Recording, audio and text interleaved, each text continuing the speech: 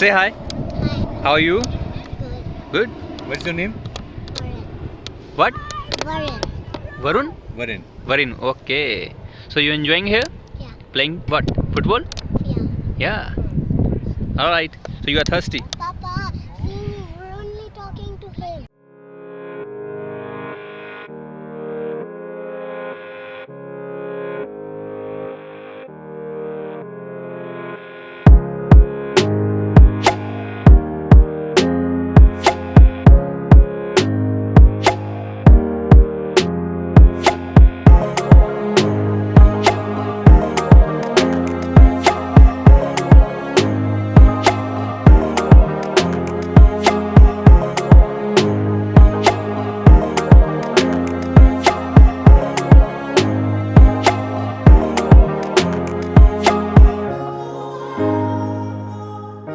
नमस्कार दोस्तों, स्वागत है आपकी एक और बेहतरीन वीडियो में। मैं आगे फिर से आपकी खिदमत में। तो आज मैं एक स्पेशल गेस्ट के साथ आया हूँ, अभिषेक भाई जी। और ये इंडिया से ही हैं और ये अभी हमारी मुलाकात 2-3 हफ्ते पहले हुई है शायद। तो ये इंडिया से हैं। तो आज मैं क्रिकेट खेलने आया था, ये भी क्रिकेट खेलने आए थे, बट क्रिकेट खेलना पॉसिबल नहीं हुआ। बट हमारा कोई दूसरा plan all of sudden decide होगा कि हम चलो आज इनका ही एक्सपीरियंस शेयर करते हैं। जैसे कि ये यहाँ पे कनाडा में 3-4 साल पहले आए थे और ये PR हैं, इनकी परमानेंट रेजिडेंसी है। तो अभी इनका एक्सपीरियंस शेयर करते हैं, इनसे पूछते हैं कि हाँ ये कहाँ से हैं, इंडिया से कहाँ से है और इनका एक्सपीरियंस सो फार कैसे रहा। और इन्होंने अगर PR कनाडा में ली है तो किस तरह ली थी, क्या क्या स्टेप्स थे, क्या क्या जर्नी थी इनकी। तो ठीक है भाजी, स्वागत है आपका।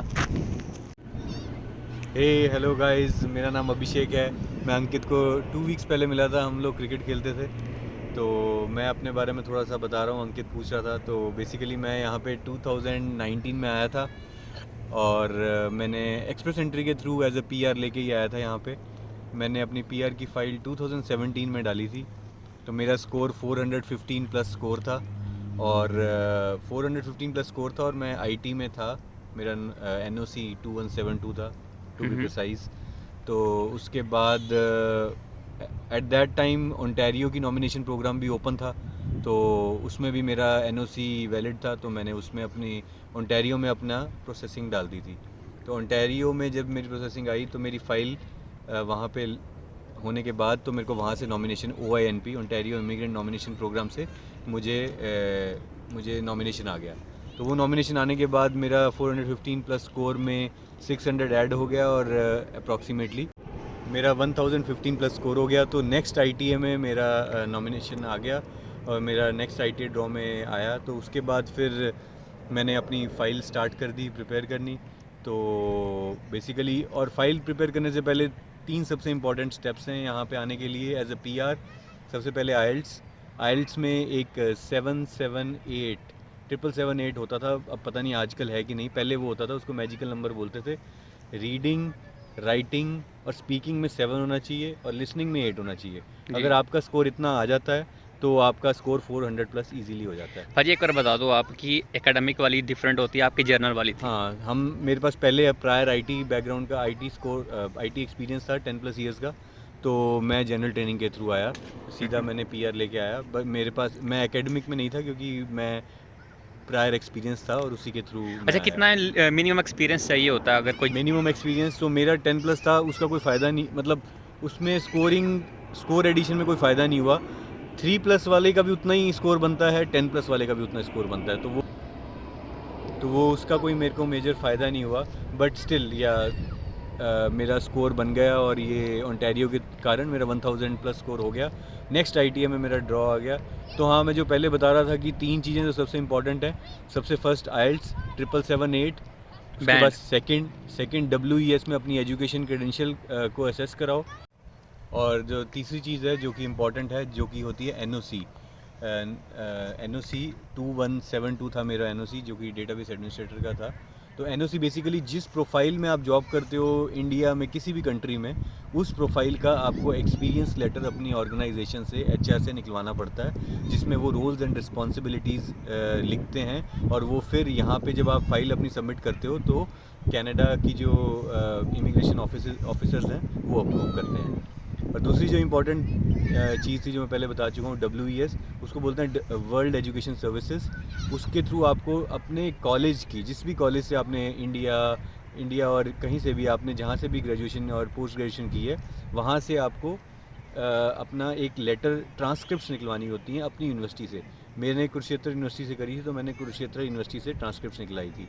जिसने पंजाब से किया वो PTU से निकलवाएगा, सब ने अपने अपने कॉलेज से ट्रांसक्रिप्ट निकलवानी है। वो ट्रांसक्रिप्ट NOC का एक्सपीरियंस लेटर और आइल्स का स्कोर 7778, ये तीनों चीज़ें आपके पास हैं तो आप उसी टाइम अपनी एक्सप्रेस एंट्री में फ़ाइल डाल सकते हो। और 400 प्लस स्कोर आ जाए तो आप अपनी प्रोसेसिंग स्टार्ट कर सकते हो। तो सबसे इम्पॉर्टेंट बात है कि 400 प्लस स्कोर पे आज की डेट में तो एक्सप्रेस एंट्री के ड्रॉज नहीं आ रहे। 490 प्लस लास्ट टाइम तो आई थिंक 557 गया है जो भी लेटेस्ट आया है। तो अब आपका 400 प्लस स्कोर है, तो अब आप कैसे अपना स्कोर ऐड और इम्प्रूव करोगे? तो उसके लिए सेकंड ऑप्शन ये होती है, या तो आप कोई फ्रेंच कोर्स कर लें इंडिया से और उससे आपको 50 प्लस पॉइंट्स मिल रहे हैं। ये सब है इंडिया के लिए। This is for express entry federal FSW, federal skilled workers. So और दूसरा पॉइंट ये है कि जितने भी प्रोविंसेस हैं उन प्रोविंसेस की साइट पे आप अपनी NOC चेक करते रहो। अगर आपकी NOC मैच कर जाए और उस प्रोविंस की रिक्वायरमेंट के थ्रू, तो आपको 600 प्लस स्कोर इजीली ऐड हो जाएगा और वो बेस्ट ऑप्शन है। जैसे आपका 600 स्कोर ऐड हो गया, आपका स्कोर 1000 प्लस हो गया, आपका next express entry next ITA में आपका ड्रॉ में आ गया। जैसे आपका ड्रॉ आया उसके बाद तो सिंपल डॉक्यूमेंट्स हैं जो आपको कलेक्ट करने हैं। सो बेसिकली जो इम्पॉर्टेंट डॉक्यूमेंट्स, अब आपने ये 3 चीज़ें दे दी, उसके बाद जो मोस्ट इंपॉर्टेंट डॉक्यूमेंट्स हैं वो PCC, पुलिस क्लियरेंस सर्टिफिकेट, जो आप सीधा अपने passport.gov.in पे जाओगे वहाँ पे आपको मिल जाएगा। सीधा अपना PCC लेना है और मेडिकल कराना है। मेडिकल की जिस साइट पे जाओगे, आप जिस भी लोकेशन में रहते हो वहाँ से आपको मेडिकल अपॉइंटमेंट लेके मेडिकल कराना है। और मैं एक्सप्रेस एंट्री के थ्रू डायरेक्ट आया था। मैं, मेरी वाइफ और मेरा एक किड, हम आए थे। तो उसके लिए एक रिक्वायरमेंट होती है, आपको, मेरे को अब एग्जैक्ट याद नहीं है, 15,000 प्लस कैड आपको रखना होता है, अपने अकाउंट में शो करना होता है। 15,000 plus CAD approximately whatever you 60 से मल्टीप्लाई कर लो तो उतना INR आपके अकाउंट में होना चाहिए। तो ये बेसिक रिक्वायरमेंट है। ये सारे डॉक्यूमेंट्स आप कलेक्ट करो, फाइल डाल दो, विद इन 6 मंथ्स आपका PR आ जाएगा। ठीक भाई। अच्छा ये बताओ कि जो एक्सप्रेस एंट्री है इसमें कितने पैसे लगते हैं? तो एक्सप्रेस एंट्री में बहुत ही इतना कोई एक्सपेंसिव प्रोसेस नहीं है। आपको बताया आइल्स का पेपर देना है 12,000, जो भी आजकल रेट चल रहा है उसके अकॉर्डिंग आइल्स का पेपर दो। दोनों हस्बैंड वाइफ दोगे तो अच्छा है, दोनों के स्कोर ऐड होंगे। जो प्राइमरी एप्लीकेंट है दूसरा भी दो, सेकेंडरी एप्लीकेंट को भी देना चाहिए। उससे आपका स्कोर, जितना ज़्यादा स्कोर होगा उतने ज़्यादा चांसेस हैं। तो दोनों दोगे तो आपके चांसेस बढ़ जाएंगे। और आइल्स का पेपर हो गया और WES का एग्जैक्ट मुझे याद नहीं आ रहा, शायद 10,000 के अराउंड उसके चार्जेस हैं। WES में आपको एजुकेशन क्रेडेंशियल जो असेस कराने हैं। या अच्छा भाई, ये है आपका बेटा? ये मेरा ये है। अच्छा ये आपका बेटा है, ठीक है, गलती हो गई मेरे से। Say hi, how are you? Good. What's your name? What? Varun. Varun? वरेन। Varun, okay. So you enjoying here? Yeah. Playing what? Football? Yeah. Yeah.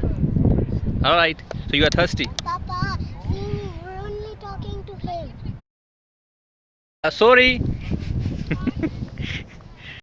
WES का 10,000 INR के बाद उसके बाद NOC का कोई चार्जेस नहीं है, वो तो आपको कंपनी से एक्सपीरियंस लेटर लेना है। मेडिकल का अप्रॉक्सीमेटली 5,000-6,000 INR है। और क्या था, और अपना और PCC तो बहुत नॉमिनल चार्ज है। इसके बाद जब आप फाइनली जब आप IT आने के बाद सबमिट करते हैं फाइल, तो वो गवर्नमेंट ऑफ कनाडा कोई फ़ीस है 1,000 या 1,500 कैड है, वो आपको फिल करना है और आपको फाइल सबमिट करके अपना आराम से बैठ जाना है। उसके बाद अपने आपकी फ़ाइल प्रोसेसिंग होती रहेगी। उसके बाद अगर आपको लग रहा है कि आपकी फ़ाइल में टाइम लग रहा है, कुछ प्रॉब्लम हो रही है, तो आप GCMS नोट्स होते हैं, उसके थ्रू आपको in and out minor detail, nitty gritties की डिटेल्स भी आपको मिल जाती हैं अगर आप जानना चाहो कि आपकी फ़ाइल कहाँ रुक गई है। ओके। या तो वो इम्पोर्टेंट है। ठीक है भाई, ये पूरा प्रोसेस हो गया, आपकी फ़ाइल लग गई, आपकी फ़ाइल अप्रूव्ड भी होगी, फिर आप यहाँ पे लैंड किए, आपकी फ़ाइल अप्रूव हो गया, यहाँ पे आ गए। फिर सबसे पहला जो सबसे क्वेश्चन मैं पूछता हूँ, मेरा पेट क्वेश्चन, कि क्या स्ट्रगल फेस किया आपने यहाँ पे आने के बाद? क्योंकि आपको तो रेजिडेंसी मिल गई थी, आप स्टूडेंट नहीं थे, आपको पढ़ना नहीं था, सिर्फ काम ही करना था, बट उसके अलावा भी क्या आपको क्या क्या दिक्कत पेश आई?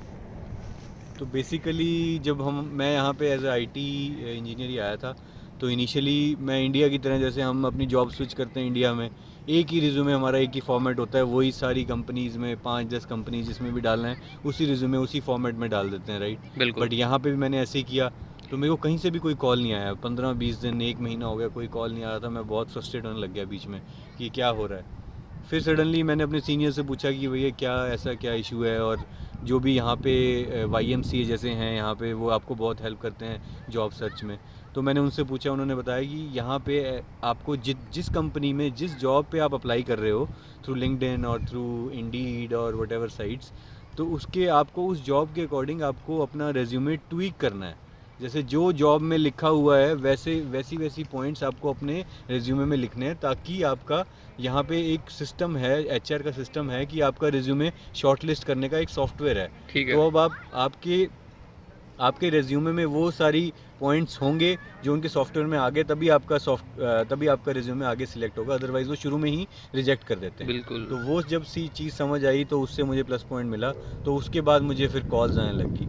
फिर एक बार आपको कॉल्स आने लग जाए तो आपका कॉन्फिडेंस बढ़ जाता है, एक इंटरव्यू नहीं, दूसरे इंटरव्यू में नहीं, तीसरे में आपका क्रैक हो जाता है, फिर आपको आपके रिलेटेड प्रोफाइल में जॉब मिल जाती है। कभी कभार इनिशियल स्टेजेस में आपको एज अ रिलेटेड प्रोफाइल में जॉब मिल तो जाती है, पर थोड़ा जूनियर रोल मिलता है। तो मेरे हिसाब से इनिशियली फॉर 6 मंथ्स आपको यहाँ का एक्सपीरियंस काउंट करने के लिए वो जॉब भी ले लेनी चाहिए। उसके बाद अपना साइड बाय साइड जॉब के साथ साथ अपनी जॉब सर्च भी कंटिन्यू रखो, और जैसे फिर आपको अपना जो अगर आप सीनियर हो तो आप फिर अपना जॉब सर्च करते रहोगे तो आपको वो जॉब मिल जाएगी। ठीक है भैया, अब आपको यहाँ पे 4 साल हो गए हैं, 3 साल से ऊपर हो गए हैं, 3.5 साल से, मतलब आपको काफ़ी अच्छा एक्सपीरियंस हो गया। अच्छा तो अभी इंटरव्यू के बीच में हमारे एक और दोस्त आ गए, बैट बॉल लेके आ गए हैं। अभी क्रिकेट का प्लान आई थिंक शुरू करना पड़ेगा। हेलमेट पहन के भी आ गए। सेम वे मैंने भी अपनी जॉब सर्च स्टार्ट की। मैं initially as a junior role में ही चला गया, और जो मतलब as a Canadian experience, because यहाँ पे कैनेडियन एक्सपीरियंस बहुत मैटर करता है। इंडिया का experience they count, but they prefer Canadian experience always. तो यहाँ पे फिर मैंने एक बार थोड़ा जूनियर रोल लिया, फिर उसके बाद विद इन 6 मंथ्स मैंने अपना जॉब सर्च स्टार्ट किया, फिर मुझे सीनियर रोल मिल गया। उसके बाद मैंने जॉब स्विच कर ली। द मोस्ट इम्पॉर्टेंट थिंग, आप यहाँ पे आते हो इंडिया से, यहाँ पे पब्लिक ट्रांसपोर्टेशन तो गुड है, पर एक कार होना भी बहुत ज़रूरी है। तो मेरे को किसी ने बताया था कि आप इंडिया से एब्स्ट्रैक्ट लेके आना। मेरे पास इंडिया में 5-10 प्लस ईयर्स का एक्सपीरियंस था कार ड्राइविंग का, तो मैंने वो एब्स्ट्रैक्ट लिया। उस एब्स्ट्रैक्ट के थ्रू डायरेक्ट मुझे यहाँ पे G लाइसेंस मिल गया। तो G लाइसेंस के बाद आपकी इंश्योरेंस भी कम हो जाती है, उसके बहुत बेनिफिट्स हैं G के। और वो G लेने के बाद फिर मेरे लिए थोड़ी लाइफ ईजी होगी। मेरा ऑफिस डाउनटाउन में था, मैं रहता मिसिसागा में था। पहले मैं गो ट्रेन तक अपनी कार में जाता था, फिर पहले अपनी कार में गो ट्रेन स्टेशन तक जाता था, उसके बाद फिर सबवे ले लेता था या गो ट्रेन ले लेता था डायरेक्ट यूनियन स्टेशन का, फिर वहीं पे मेरा ऑफिस था। तो ऐसे अपना शुरू हुआ, धीरे धीरे एक्सपीरियंस गेन किया, कंपनी स्विच करी, और अब फिर अपना प्रॉपर रोल जो मैं इंडिया में सीनियर रोल करता था वही अब अपना मिल गया। तो दिस इज़ मेनली ये आपकी जर्नी थी। और लाइक आई एम ग्रेटफुल कि आपने अपनी जर्नी शेयर की, और जो भी एक क्रिस्प में बता दिया अपना पूरा एक्सपीरियंस। और 1 मिनट, और हमारा घर है एयरपोर्ट के पास, तो यहाँ पे आपको एरोप्लेन की नॉइज़ बहुत सुनने को मिलेगी। ये हमने कहा मतलब कि हर एक शॉट 1-2 मिनट का शॉट लेते हैं, फिर हम रुकते हैं, एरोप्लेन जाता है, फिर हम शूट करते हैं। और पाई ने काफ़ी हेल्प की कि इस एंगल से ले लो शूट, उस एंगल से ले लो शूट। तो मेरे को लग रहा है मेरा भी शायद फर्स्ट वीडियो है, तो थोड़ा बहुत ऊपर नीचे हुआ होगा। ऊपर नीचे तो मेरे को लग नहीं रहा हुआ पाजी, पर आपका जो एक्सपीरियंस था, आपने जो शेयर किया, एकदम बढ़िया था। अब हम क्रिकेट खेलते हैं, और हमारा जो नेक्स्ट वीडियो आएगी वो क्रिकेट पे ही आएगी। हम एक चैलेंज टाइप कर लेंगे कि हाँ, चैलेंज करेंगे कि मैं बॉलिंग कराऊंगा, बैटिंग करोगे, या बैटिंग मैं बॉलिंग, 6 बॉलों का देखते हैं किसको ज़्यादा हिट करता है। श्योर, ठीक है। तो थैंक यू सो मच, आपने अपना एक्सपीरियंस शेयर किया हमारे साथ। तो आपके बेटे को भी यहाँ पर इंट्रोड्यूस करवा दी, छोटा सा बेटा, काफ़ी क्यूट था। और जो भी व्यूअर्स इस वीडियो को देख रहे हैं, तो जो भी उनको क्वेश्चंस होंगे वो कमेंट सेक्शन में पूछ सकता है कि एक्सप्रेस सेंट्री ये पूरा क्रिस्प वीडियो बनाई है, और पूरी कोई भी प्लान नहीं था बनाने का। जो भी प्लान था, बाजी ने खुद बोला कि हाँ क्या करते हैं। मैंने कहा, बाजी ने अपनी एक्सपीरियंस शेयर किया। मैंने बोला बाजी कोई चक्कर नहीं, अब हम अभी शूट कर देंगे वीडियो। तो ऑल ऑफ सडन प्लान बना, तो बाजी को आज ही पता चला कि मैं थोड़ी यूट्यूब वगैरह वीडियो शूट कर लेता हूँ। तो अपना एक्सपीरियंस बताओ भाई थोड़ा। नहीं, बहुत अच्छा है। हम क्रिकेट खेलते थे, मुझे पता नहीं था कि ये वीडियोस भी बनाता है, तो आज इसने वीडियो बनाया। इसने जस्ट मतलब हम बैठे हुए थे तो हमारी जो बॉल थी वो मतलब हमारे बॉल नहीं थी बेसिकली, तो मेरा एक फ्रेंड था, उसको बोला था बॉल लेके आया, तो जब इतने में वो बॉल लेके आया इतने में हमने वीडियो भी बना लिया। तो इतना फास्ट है ये बंदा वीडियो बनाने में। चलो ठीक है, अब हम थोड़ी सी शूटिंग शॉर्ट्स डाल देते हैं क्रिकेट के, उसके बाद जो नेक्स्ट वीडियो आएगी फुल फ्लैश आएगी, तो उसको यहीं पे रैप अप करते हैं।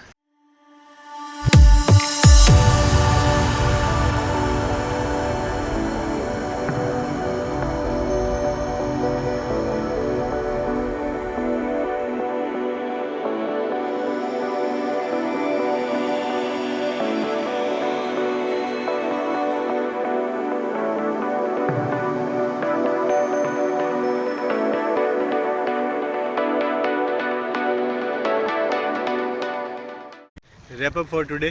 ठीक है दोस्तों, कभी और। ठीक है दोस्तों, इस वीडियो को यहीं पे रैप अप करते हैं विद द क्यूटेस्ट स्माइल। तो आई होप आपको ये कंटेंट अच्छा लगा होगा। एक all of sudden quick see video बनाई है, एक भाई का एक्सपीरियंस शेयर किया, ये भाई का बेटा है वरीन। तो वरीन सबको हाय और बाय बोल दो, से बाय Bye. बाय। तो आपको अच्छा लगा वीडियो में आके? Yeah. या तो you speak English? I speak English and Hindi. Oh both. Yeah. तो ठीक है, आई होप आपको ये क्यूट सा बच्चा अच्छा लगा होगा। तो आप इस वीडियो को जरूर देखना, शेयर करना। तो मिलते हैं नेक्स्ट वीडियो नेक्स्ट ब्लॉग में, तब तक के लिए से बाय Bye. बाय।